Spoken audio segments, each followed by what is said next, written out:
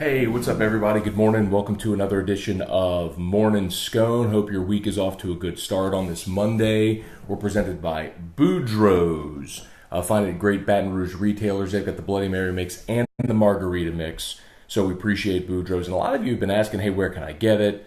I've been trying it. So please do me a favor, man. If you pick up some Boudreaux's and you give it a try, shoot me a message and let me know what you think of it. I'd love to know if y'all like it. As I mentioned before, I've only tried the Margarita mix. I am not a Bloody Mary guy. So if y'all try the Bloody Mary mix, let me know, and the Margarita mix for that extent. Let me know if you like it, and so I get some testimonials. Scott Bork, like clockwork. Hey, bro, it's what I do. It's every day, man. So I appreciate y'all for being here. Jason Tarver, Morning Scone. Hey, y'all do me a favor. I don't care if you're watching this live right now, if you're watching it later. If you would do me a super solid and hit the share button at the bottom. That's how we grow this thing. So I do appreciate it. Charles Marento, Stephen Bro, what's up, y'all? Thanks for being here. So a few things we're going to talk about here this morning. LSU got a commit from a Texas cornerback. Kid's named Marcus Banks for 2019. We'll talk about him, and then we'll talk about the Mississippi State going to the College World Series. Not so much State in particular, but them beating Vanderbilt, some big picture stuff there for college baseball. Randy Quinn, Mark Bayard, what's up, man? Howdy Scone, like howdy doody. I like it. Respect.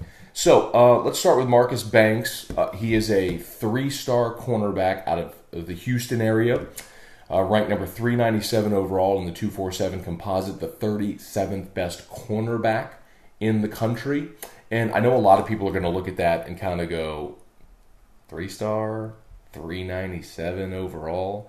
And part of me understands that, but for me, and I'm not a huge recruiting guy. If you've listened to my shows for any length of time, you know that. Like, I'm not scouting prospects. I've never seen Marcus Banks play. I think there are guys that do that, that do an amazing job with it. That's not what I do. I trust the people that scout and recruit and do and develop and all that stuff just know way more than I do.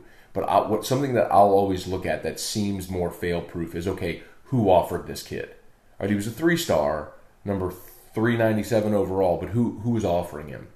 And look at his offers list: Texas A&M, Alabama, Arkansas, Auburn, Baylor, Colorado, Florida, Georgia, Houston, Michigan, Nebraska, Notre Dame, Ohio State, Oklahoma, Oregon State, Stanford, TCU, Tennessee, Texas, Tulsa, and Vanderbilt.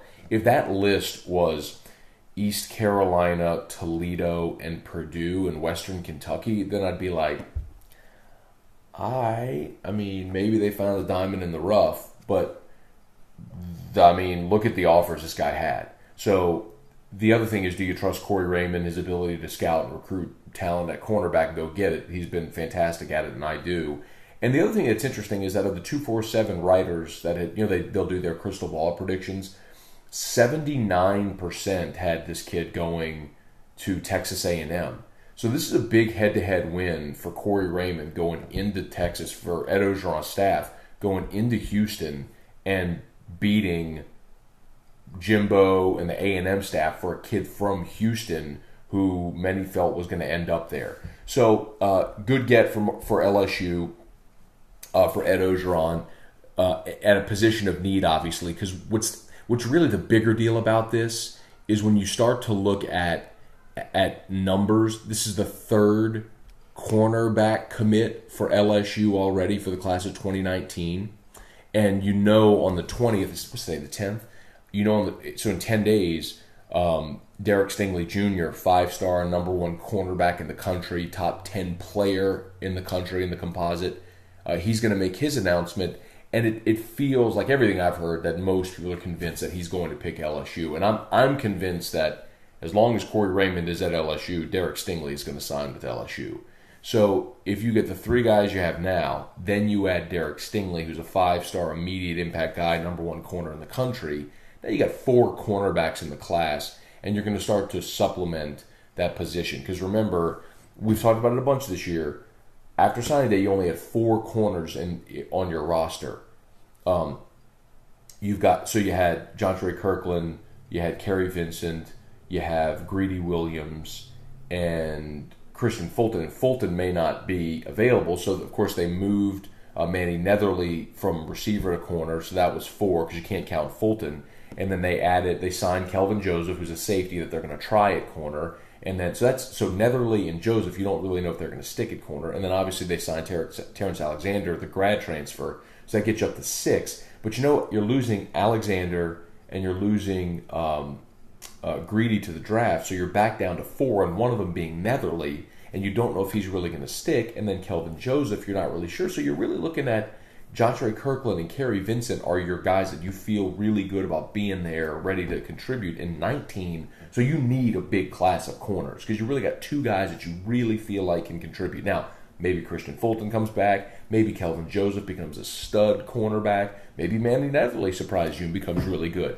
But you can't count on those things. So you need numbers, and they're addressing that right now. So they get Marcus Banks. They've had a kid out of Memphis committed for a long time, and everyone's assuming, I know I am, that they're going to get Derek Stingley on the 20th when he makes his announcement. So if Alabama were on that list, I'd feel much less confident about LSU getting Stingley. But the fact that it's LSU, it's Florida, it's Texas, I feel really good that they're going to land Stingley. So he should be the 4th cornerback to commit to LSU, and that should really supplement those numbers too. So let's see. Ryan Rayborn, what's up? We'll go do a roll call here while a lot of you all jumped on. Kelly Davis, how are you? Let's see. Scott says Delpit is out too. Well, Delpit's only a sophomore, going to be a sophomore this year, and he's playing safety. So Matthew Booth, what's up? Nancy Morgan Mumford, hey Nan, how are you? Frank Stan, good morning. Todd, good morning, y'all. Thanks for being here. Appreciate y'all for watching. Terrell Dill, what's up? Nick Abraham, how are you? Good morning, everybody. Hope y'all are having a great start to your week. Christopher Davis, Jordan Cunningham. Just love doing the roll call. So thanks y'all for watching, everybody who's out there. All right, if y'all have questions, hey, morning from SoCal. How about it, John Hilburn? Very cool of you to be watching over there, man. So, yeah, Scott, no, I know Delpit hurt his shoulder, but I'm talking more about cornerback for 18 and then going into 19. Delpit's going to play safety. He's a really good one, too. But, all right, so the other thing I want to talk about, we'll get some questions. If y'all have questions, fire away. I'll see them. I'll come back to them here in a second. I don't know if you saw it last night, Mississippi State, they beat Vanderbilt in extra innings to make it to the College World Series. Wild game in and of itself. I'm not going to sit here and break down this game or even Mississippi State baseball, but I'm going to make a point here in a second. So, wild game in extras. Actually, so it's tied 3-3, and I did watch through the 9th inning, and then I turned it off. But in the 9th inning, top of the 9th, it's 3-3. Mississippi State puts up a 3 spot. So they're 6-3 going to the bottom of the 9th. All they need is 3 outs away from advancing to Omaha. Vanderbilt, leadoff guy flies out to right. Next guy hits a solo shot to center. So it's 6-4. Then Vanderbilt goes single, 2-run jack to right, tie ball game. State scored 3 in the top of the 9th. Vanderbilt scored 3 in the bottom of the 9th on 2 home runs. So they went to extras. At that point, I was like, you know what? My kid's going to have me up early. I'm not staying up to watch this game of 2 teams that I really don't care about. So I did. So I went to bed, and I'm thankful I did. But the game went to 11, and Mississippi State wound up winning in 11 innings, 10-6. So Mississippi State is going to the College World Series. Auburn beat Florida to force a Game 3 today, and then South Carolina beat Arkansas to force a Game 3 today. So here's my point with this, okay? And I know this was it was not a great year for LSU baseball. It was the worst year record-wise, really by any measurable, since 2011 when they missed postseason. But look at Mississippi State, okay? And this is a test case. Well, when you talk about baseball and baseball being different, this is why you never just disregard a team coming out of the regular season, okay? State, of course, lost their coach, Andy Canizero, early in the season. Mississippi State this year was 37-27. LSU was 39-27. Mississippi State was 15-15 in conference play. LSU was 15-15 in conference play. My point is, State and LSU had very similar seasons, top to bottom, conference, non-conference, all the way around. They were very similar teams. And State got placed in a regional that it could win down in Tallahassee. It won the regional.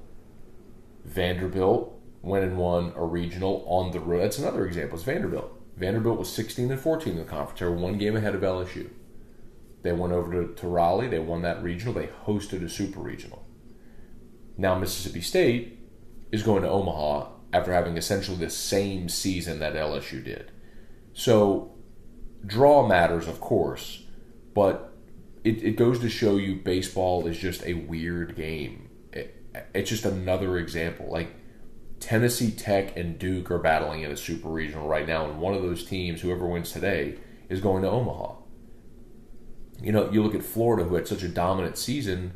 Well, they're playing Auburn in a super regional. I'm not sure if you noticed, but Auburn's conference record was 15-15, the same as LSU and Mississippi State. So, meanwhile, Ole Miss, which won the SEC tournament, 48-17 overall, 18-12 in the conference, didn't even win its own regional. They got bounced as a national seed. Same with Georgia. They were 18-12 in the conference, bounced in their own regional. So, you know, I could take it a step further. You look at Arkansas and South Carolina. There was a point in the season where South Carolina was kind of left for dead. Now, they came on late. They wound up winning 17 conference games, but they were still 37-25 overall. You know, LSU ended up with more wins this year than South Carolina has presently, and South Carolina is a win away from Omaha. So I guess my point is, like, even we have this perception that, like, it's supposed to look like it did with that 2015 team or the 2013 team that never lost a midweek game and won more games than any team in LSU history.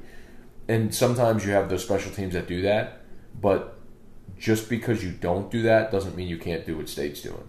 And that's get hot, go on a run, and punch your ticket to Omaha. So congrats to Mississippi State. You know, they're going to Omaha despite only winning 15 conference games, same as LSU. So let's see. I'm going to fire away with some questions here. What's up, Pete Giardino? What's up, Luke Best? Hey, Derek Langlois. Anthony Ray, what's up, man? Vance McBroom says, if we could have went to any other regional besides Corvallis, could have had a better chance at Vance. I believe Oregon State might win it all. I agree.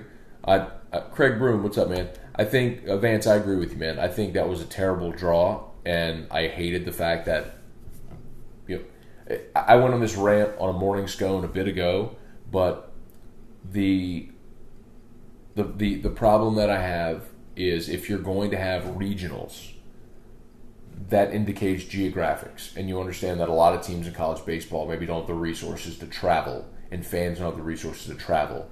In the NCAA tournament, they feel they just it's 1-69. You know, they or 1-68. They field the seeds, and they seed the field, and then off you go. Nobody ever complains where teams go in. Like if LSU gets sent to Boise, nobody ever complains about that. It's just this is where you go. You know, it's just where you fell in the seeding.